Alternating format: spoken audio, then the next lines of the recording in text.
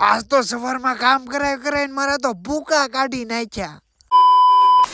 તો જય માતાજી મિત્રો, હું છું તમારો પ્રિય ધનૈલો વ્લોગર અને સ્વાગત છે તમારું અમારા મોર્નિંગ વ્લોગમાં. આજ તો સવારમાં જાગવામાં વાગી ગયા છે 8. પછી તો શું રોલા બોલા ઝાપડીને થઈ ગયા તૈયાર.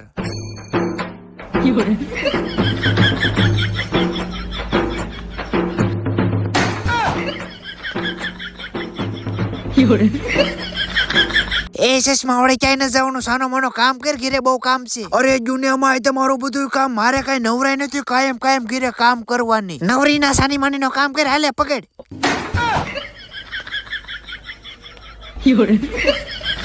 પણ પછી તો મિત્રો મેં લીધી હાથમાં હાવણી ને બોલાવી દીધી બાકાજી કી.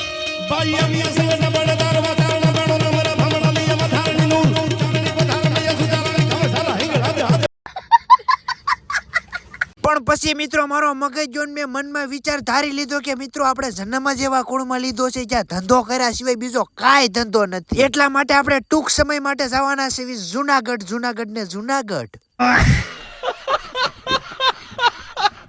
પણ મિત્રો હવે ખોટો બગડાસટો નથી કરવો ને જલ્દી કરી નાખવી આપણું કામ કમ્પ્લીટ.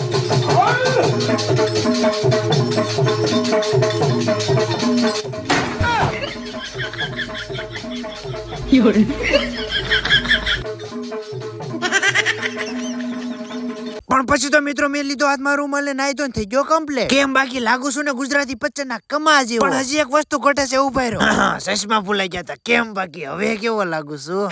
ભાઈ પછી શું મિત્રો, એક બેગ નો પટ્ટો નાખ્યો ખંભે ને બીજા બેગ નો પટ્ટો પણ નાખ્યો ખંભે અને પકડી લીધી ગાડી. કારણ કે આજે અચાનક જ આવવું પડે એમ છે કોલેજ. હવે તમને તો ખબર જ છે કે આપણી ગાડી કેટલાની સ્પીડે હાલે છે.